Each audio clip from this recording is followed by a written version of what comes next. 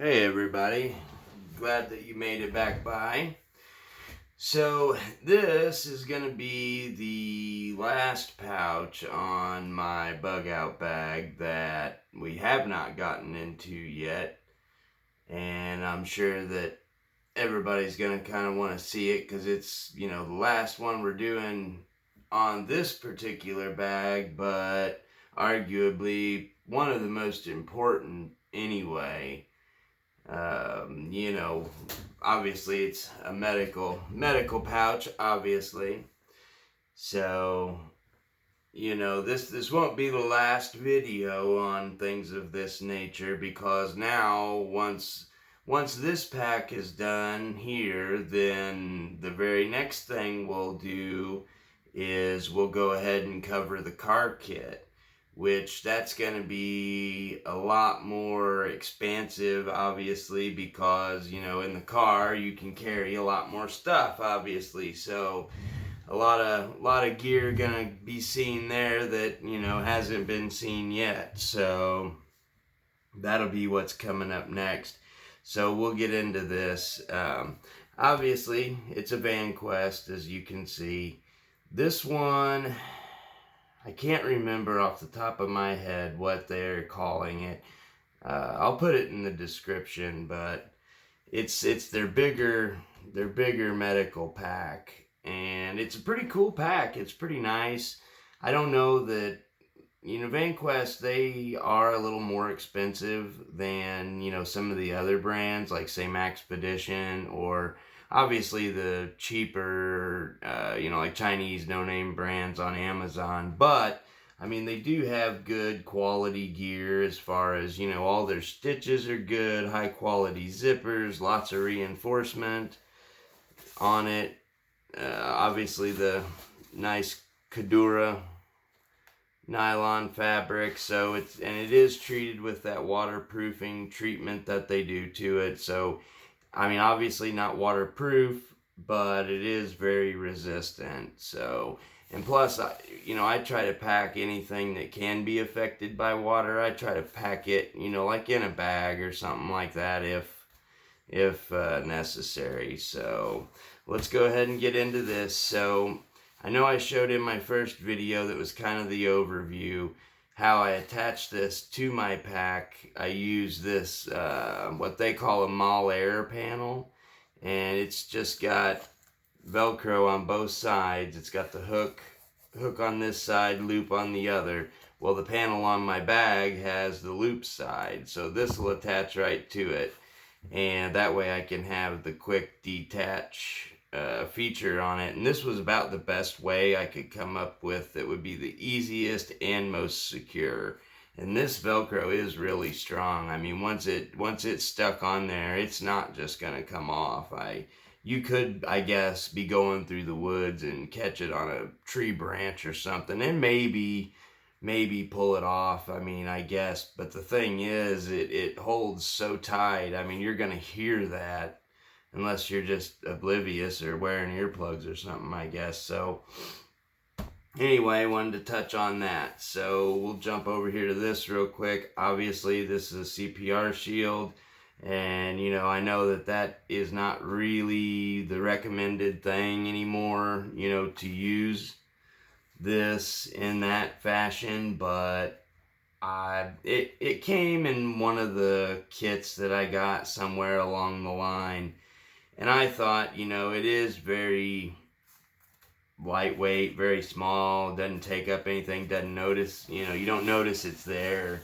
And it does kind of help to identify this as a medical bag, along with the red piece of Velcro here, and obviously the little cross emblazoned patch there, which is one of the VanQuest brand patches. It does glow in the dark and all that jazz too. So, and obviously that's my 3% pouch. We won't get too much into that today, but I'm sure if you want to know what that's about, you can find out. So obviously you do have a hook and loop panel on the outside with some molly slits in it.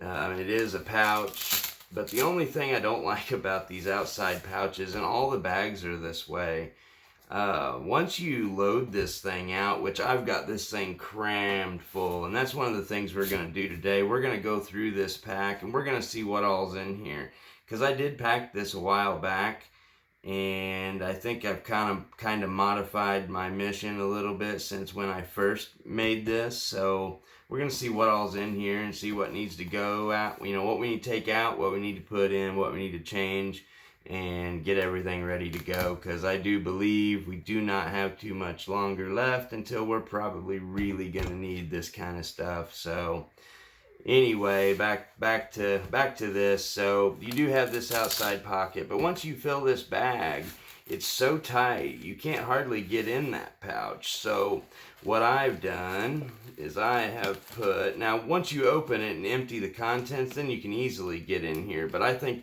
when they make these pockets on the front, they should make them a little bit bigger, or at least do elastic across the front so you can kind of pull that thing out and get in there. And you know, Vanquest, Maxpedition, if any of you people were to ever see this video, do that. That would be so much better. But anyway, so in here I just keep some of the exam gloves, you know, the rubber gloves, if you will. And of course they're not sterile, but that's okay. I don't think in my capacity I'm gonna need them to be. So one really neat thing about this particular pack and the way it's designed, well, I'll get that in a second. Of course, let me show you this real quick. You've got Molly loops on both sides and Velcro. All these Velcro pieces it did come with, including these. Well, I think actually the Air panel came with 6 of them, I think. So anyway, it does come with, I think, 3 or 4 maybe. Yeah, we got that one, whatever. Anyway, one neat feature this thing does have is it's got a quick deployment feature. So if you didn't rip it off the bag, if you just had it hard attached, you know, to where it was not removable, one feature it does have is this loop up here. You can grab that loop, and then you can grab it right here, either by this little tiny grab handle or just by that flap itself, and you can open it. Well, I should have done it faster. Well, never mind. You can, maybe mine's too full. You can grab that and just rip that right open. Yeah, mine's too full. It's got something, there we go. Had something blocking it, so anyway, not a very good display on that. Sorry, guys. So as soon as you would open this, like say you did not unzip those, as soon as you open it up, on the top right there, I've got one of these Adventure Medical Kits Trauma Pack Pros here. And inside that, if you open that up, it does have a SWAT T tourniquet, which I know they're not necessarily the best, but they do pack down small, and it is just technically a supplemental tourniquet, because if you recall, I have the other one in my main bag. And then it comes with some other stuff, you know, like a little, what is this, a 5x9 pad it's got in there, and it's got some little instructions, you know, little medical kit instructions. So that's pretty nice. And I know you need to kind of keep your tourniquets, you know, to the outside where they're easy to get to, but honestly, this is not too bad. It's fast enough because you can just grab that and pop that right open. So it's right there, easy to get to. And also you've got some quick clot sponge in there, antiseptic towelette, another single pair of gloves, a little roll of duct tape. And I think that's about it. And that's what this kit came with. I didn't add or subtract anything from that kit. So there's that right on top, easy to get to. So, all right, let's flip this baby open. So you'll notice right off the bat that this thing does fold open pretty wide, pretty nice. I mean, you can really get to everything fairly easily. So I don't know, I guess we'll just start right here. This panel is removable by Velcro here. If you didn't want it, or if you wanted it on the other side, either way. Or, you know, I guess you could just take this out completely and hook it onto your pack elsewhere if you wanted to. So right here, I've got one of the little whistles here and a couple of flashlights. And no, I probably don't need two in here, but there's a reason for it. So anyway, this is going to be the Olight i3E EOS, which is just a little AAA flashlight. Great flashlight. But it is fairly bright. I mean, if you were to be shining it in somebody's eyes, they're going to, you know, you're not going to be able to probably see dilation or something like that if you wanted to. Whereas this one, and it had to go in here because it's red. I mean, you know, come on, makes sense. But this one is rechargeable, so of course I can recharge that with my solar setup. And it has a high and a low, and I think the low on this one seems like it's only 25, 20 lumens, not a lot. So it would be good to, you know, be able to see and not blind yourself or the person you were looking at. So, all right, hopping into here. See what all we've got. We've got some earplugs. Probably don't really need those in there, but they're in there. Let's see what else. Little tube of super glue. Definitely a nice thing to have in its own Ziploc bag. Let's see what else we've got here. A little triple antibiotic ointment, some alcohol pads. Okay, so see, here's something good to note right here. See, and this is one reason why you need to go through your stuff and make sure you're individually packaging stuff. So see that? What that is iodine. So I have some iodine prep pads in here.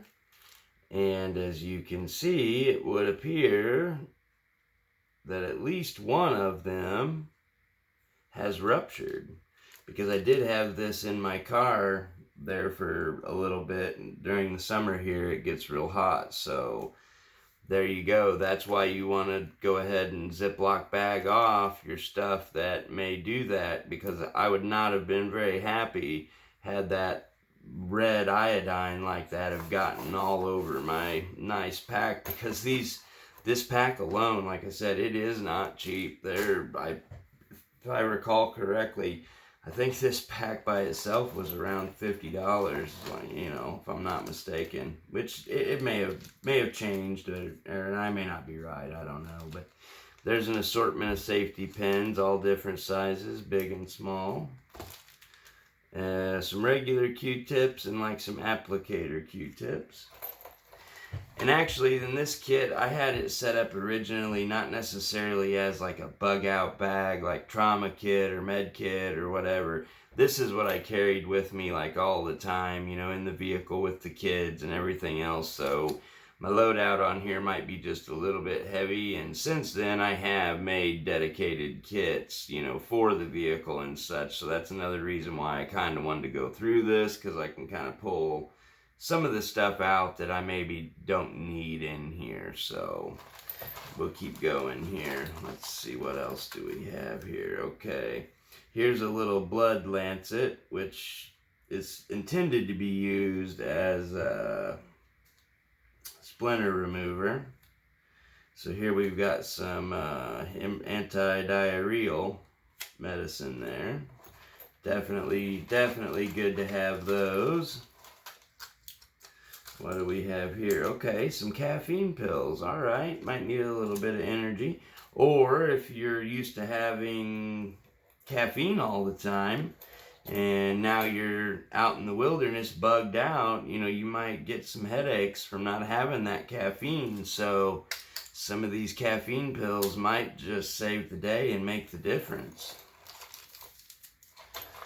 What else do we have here? Okay, we've got some of these emergency packets. We got 3 of those, looks like.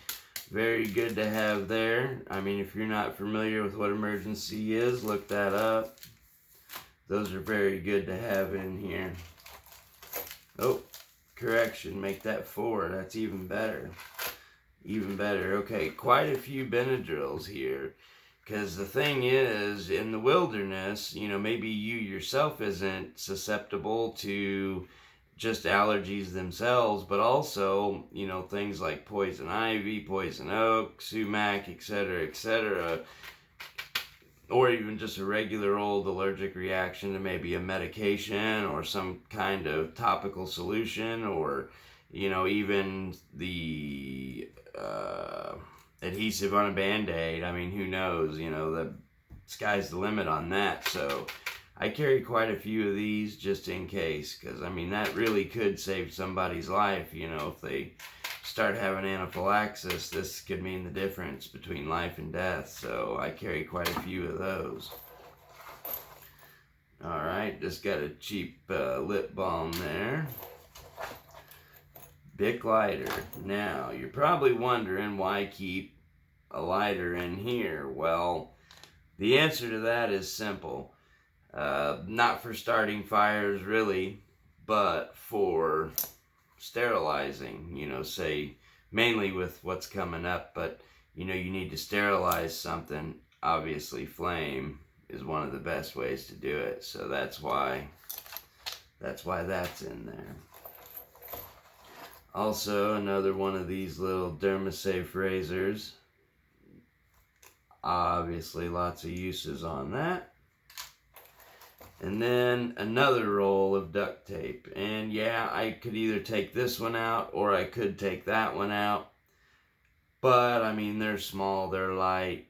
I think it's worth having, I mean, it's not hard to probably go through that roll pretty quick, I would think. I don't know though, we'll see. So, yeah, all that stuff can stay. Definitely good stuff. Alright, move over here. And that's just one of the little cheaper thermal blankets, space blanket, mylar blanket, whatever you like to call it. Keep that in there. That's great for shock. Okay, so moving on down, what do we have here? Okay, here we've got a triangular bandage. I think I've only got one in here though. I mean, it really would be recommended to carry at least two if you could, just because they have so many uses, and they do have a clothespin safety pin included. So tons of uses on this. Maybe that's something we can check out at a later time. Not going to list them all here because there's so many. So that's something you can look up and check into if you're unaware. Alright, here. Got some burn cream there. Is also those hydro, what are they called? I don't want to open it because I've kind of got it sealed here. Some of those hydrogel, that's what they're called. The hydrogel pads for burns. So, good item to have there. I've heard people say they don't work, but I don't know. Honestly, I've never used them, but maybe they do, maybe they don't. But they're small, lightweight, so I'm going to carry them in my kit, just in case. I'd rather have it, and it not need it, or even not work, but I have it. So then what if it does? Then I'm in good shape. So, alright, moving over here, I guess we'll just hop right into this one. So, I'm sure you guys probably already know what that is. The good old Israeli bandage. That is the 6-inch variety. I believe they do also come in a 4-inch. So, again, tons of uses with this. If you're not sure about what this can be used for, definitely look into that. And got another little pocket back here. Yeah, good old tampon. Again, a lot of uses. Don't think we want to go into that one. Couple tongue depressors, which can be used as tongue depressors, or they could be used as finger splints as well,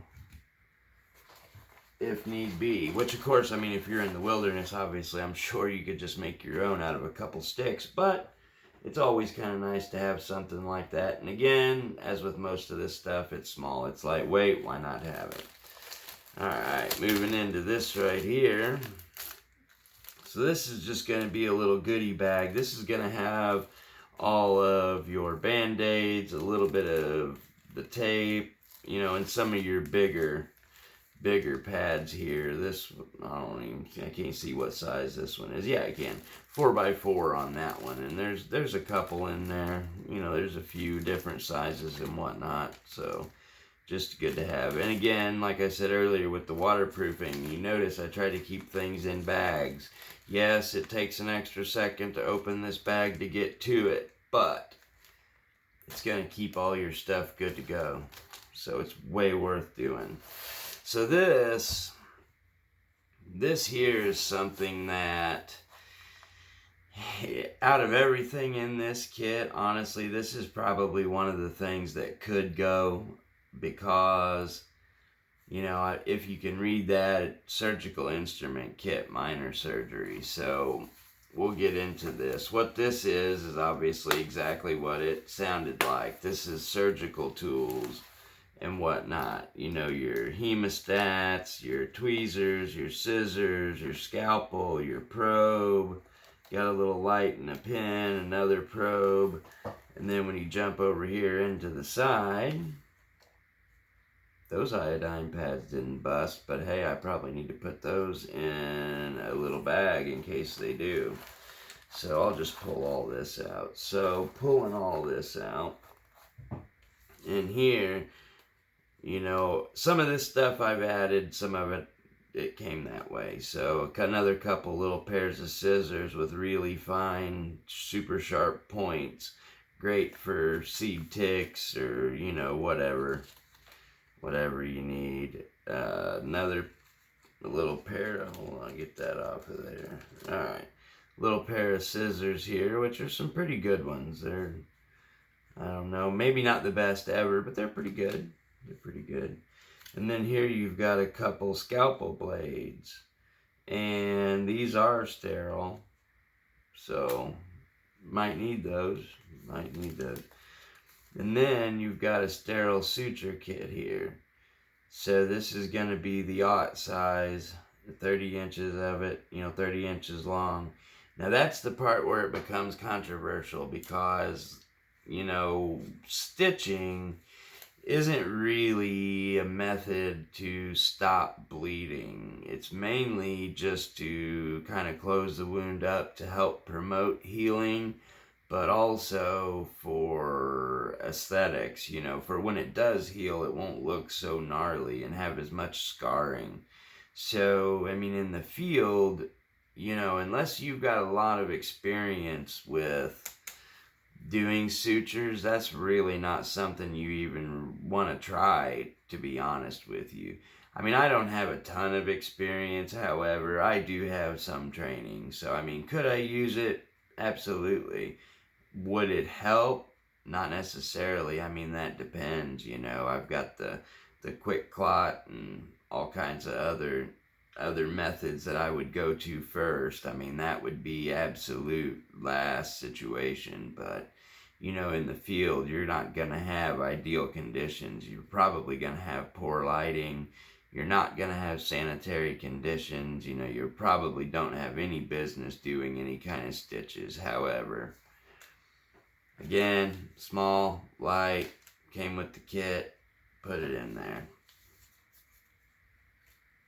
Alcohol prep pads, antiseptic towelettes, iodine pads. So that's what's in there. So I don't know. This is something that I'm gonna think on and see if, you know, I really need to go ahead and keep it in there or not, because it could go either way. And like I said, I mean, me personally, I do have medical training to where I know how to use most of these implements. So, I mean, I figure nonetheless, carrying them, I mean, you might run into somebody, we'll say in a bug out situation, you might run into somebody that does know how to use these better than you do. So maybe they're good to have.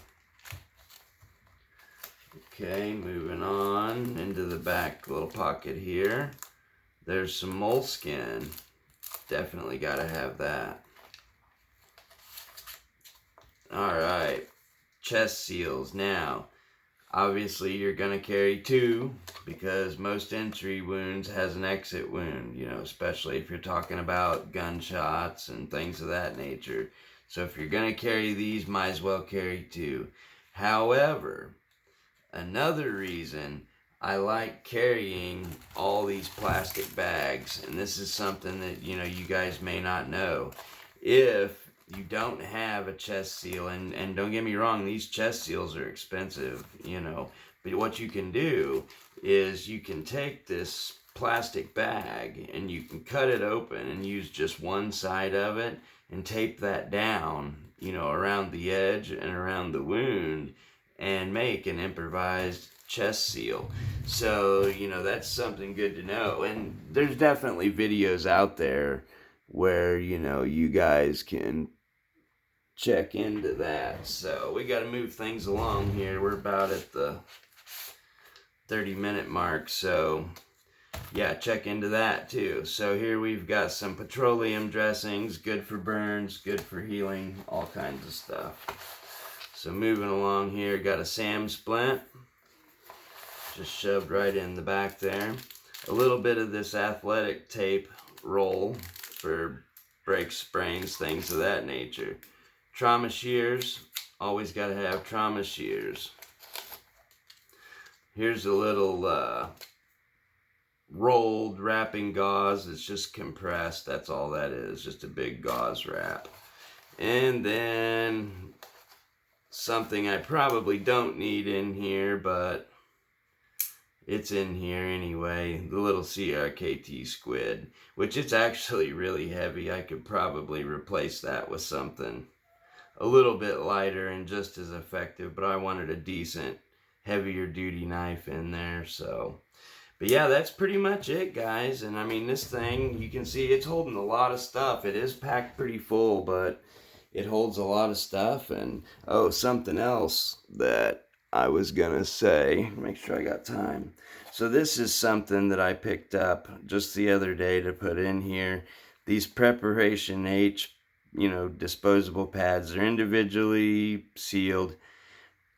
Listen, guys, speaking from experience here, listen or don't, it's up to you, but you'll thank me if you do. So, you know, if you're out in the wilderness and you're eating food that's subpar, or maybe drinking water that's subpar that you're not quite used to or whatever, you know, you may have to use the bathroom a little more than normal. You're going to need something like this. Yeah, how do they say on that commercial? Your rear end will thank you. Yes, it will. You need to put some of these in here. I'm going to put no less than 6 of these pads in here. Trust me on that, guys. That is something you'll want. So, all right. Well, that wraps it up, I guess. And of course, you guys got any questions, you know, ask me and we'll get that figured out. And of course, you know, go ahead and subscribe if this is your first time. And for all of you that are back again, I appreciate it. And let's get to that 100 mark, guys. We need to do some more giveaways. So I guess that'll wrap it all up, guys. Like I said, thanks again. We'll see you on the next one. You guys have a good weekend.